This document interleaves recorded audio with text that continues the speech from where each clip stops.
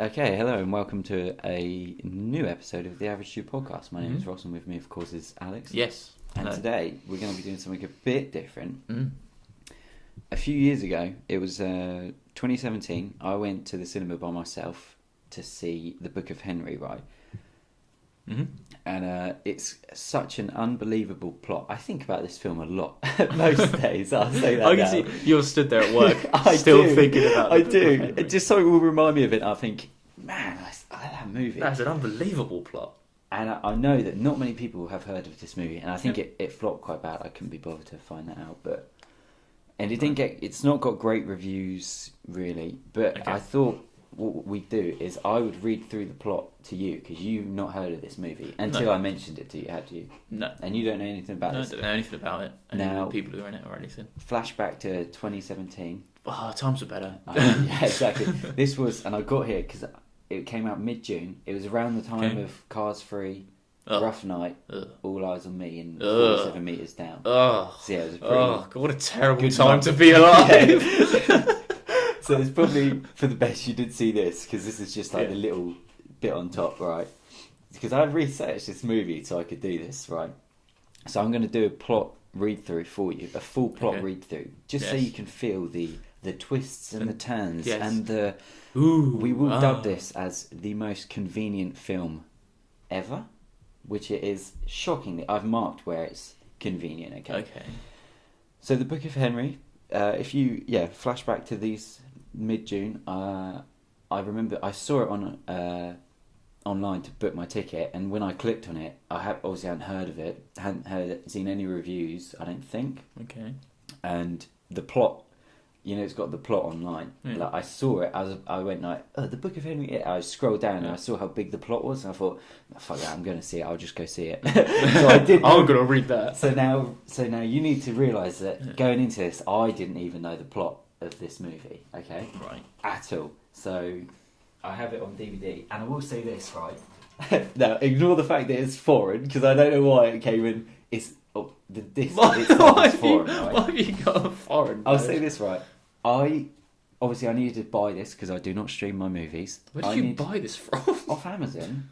Right. That cost me $6.50, right? So I've put money Right. into this. It would have cost me less money to buy it on iTunes, but I didn't want this in my library on iTunes. Right. And I've got some pretty questionable movies on my iTunes library, so that's why I didn't buy it, right?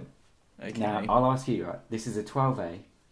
If you look at that cover, what do you think, or like the back of it, without reading the plot of it, what do you think the thing is, the story is? Well, it looks just If like you just had to guess. a fucking film about a family. Well, hang on. There's a photo of a girl here that's sellotaped on. I assume this girl has something Okay. important to play. Yeah, But yeah. It yeah. kind of. It doesn't look like just looks like a family film. Just a nice family film. Yeah. Well, I was looking at the reviews on iTunes. Don't read the plot.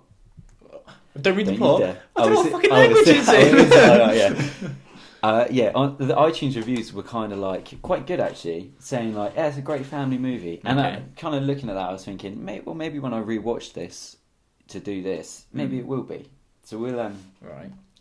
we'll go through like the crew and the cast and stuff first. It was directed by a guy called Colin Trevorrow. Mm-hmm. You may have heard of him from, well, he started off, he made a really good kind of small sci-fi film called Safety Not Guaranteed, which I saw once and I remember it was a good film, so I'm just going to say it's a good film because I didn't want to, I rewatched all of his movies, so he made that, and he made an indie film, it was successful, and then he made Jurassic World. I You know, did see from a Jurassic. The only bit of English on the back that it does Oh, say Jurassic World. Yeah, okay, yeah. So he made Jurassic World, which made $1 billion, so it must be a good film, right? It must be. And he was also in line to direct Star Wars 9, Oh, really? but he stepped away because of creative differences.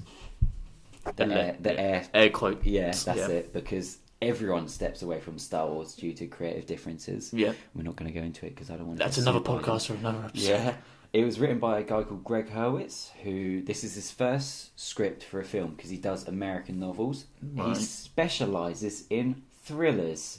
Okay. Thrillers, okay? Right. Just remember that. And he Okay. does novels, okay, which are like Thriller novels. a few hundred pages more than his script, alright? Okay, so just bear that in mind. I've written here novels, specifically thrillers. Just so I could remember. Right. Yeah, okay. Right, okay. Now it stars Naomi Watts, who's, she's been in some good films, and she's been in some not very good films as well, I think it's fair to say. Right. It's got the main kid from It in it, Bill. Yeah. And it's got the young boy from The Predator, and he's the kid in Wonder as well, I think. Oh, right. Okay, yeah. It's also got Lee Pace, who I really like, who plays, Ronan from Guardians of the Galaxy. Yeah. It's him. And it's got Sarah Silverman. She's in it as well for some reason. Okay, she's there. She's cool. just there, yeah. They're all the names on the poster, which is, I hate that, not the kids, because they're honestly barely in it. Sarah Silverman. The kids are barely in it. No, the right. the actor, Okay, these people right. are barely in it. And it's got a guy in it called Dean Norris, who is this guy. I'm getting a picture up of because you might not know him, but he was in Death Wish. The Bruce Willis movie. He's like the cop, yeah. Yeah. So and it's also got Maddie Ziegler, who is... Yeah, we'll go for that. I didn't realise, but she's the girl from all the Sia music videos. You know what I had to show you earlier because you've never seen a Sia music video. No. So I think this is like one of her first acting things. Okay. So that's the cast. So Naomi Watts plays Susan Carpenter. Jaden Lieberher from It plays Henry, and Jacob Tremblay, who was the kid from The Predator, plays Peter. Okay. So that's the family. Right. Sarah Silverman plays Sheila. She's a waitress who's friends with Susan. Right. Okay. Dean Norris plays Glenn Sickleman. Great surname. He's the police commissioner. Remember that, okay? Police commissioner. Glenn's the police commissioner. Maddie Ziegler plays Christina Sickleman, who is Glenn's stepdaughter.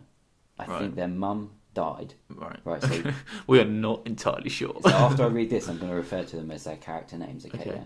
So just remember, Henry's the main kid. Peter's the younger brother. Right. It's also got Lee Pace is David Daniels, who is a doctor, but he don't come into it till much later.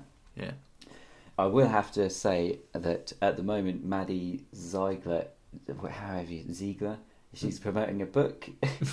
We are not sponsored by this. I will have to say that now, probably for legal reasons. Right. We are not sponsored. No, not yet. Okay. So we'll get into the plot now. Right, so it starts with, of course, a really long, drawn-out opening credit scene, and then it's got a lot of narration from Henry. Right. So picture this, right? It's set now. It's set in, like, nowadays, Okay. yeah? Right. So Henry, he's doing a narration while his younger brother's getting bullied by some kids at school, and it's the whole... Basically, Henry's really smart. He's a really clever kid. Right. And he says, basically, that people are dicks. But they can be very decent. Decent dicks. Yeah, basically, yeah. Right. Okay, we meet Henry in school. He's just a regular gifted kid, he's like super smart. And of course the teacher's like, Henry, I want to put you in a special school because you're so much further. And he says, no, I don't want to. Which is, like every gifted child like that. Then it goes back to Henry and Peter. They have some like ridiculously big tree house in the back of their garden. Of course they do. And Henry's made some big like, them things where it's like, oh, you push this and then like a ball moves down here. And, it has a bit of a knock-on effect. Yeah. So he builds some big contraption and all it does is squirts a bit of whipped cream on a cake. So I guess that's probably a joke. I've got that in my room. Yeah, exactly. So like, it's ridiculous. And now remember, these contraptions, I think they're all here just because he's smart, basically. Okay, it's just trying to show the audience that he's how smart. smart he is. This isn't a very well written movie. So then you meet the mum, Susan, and of course, because Henry is the smart one of the family, the responsible mother, who you'd assume is the responsible mother, isn't, because Henry does all the bills. And he does all the bills whilst his mum plays video games. And she she even climbs over the back of a sofa, like a child. She climbs over it, sits down, starts playing video games. What kind of film is this? Yeah, exactly. And he's like sat at the table with a laptop. Yeah, exactly. Going through letters saying like, "Oh, mum, you need to do this. You need to do this, right?" And then they're sharing a room together, and she's telling him a story because it turns out Susan wants to be a children's writer. Right. Of course. Okay. Good for that. And then Peter asks if they can do a movie night, but of course they can't because she's having to work the night shift. Okay. But what does Henry say? But Mum, you don't need to work anymore. His mum doesn't have to work She anymore. kind of shuts him down because she's working in Right. like a little like cafe Right. restaurant thing. Okay. So they can't unfortunately do a movie night. So she tucks him in, and Henry still wants a kiss from his mum goodnight because he's still a child, as clever and as gifted and as mature. He's still a kid. Yeah. So this is about 10 minutes in now, right? Now he's at breakfast time.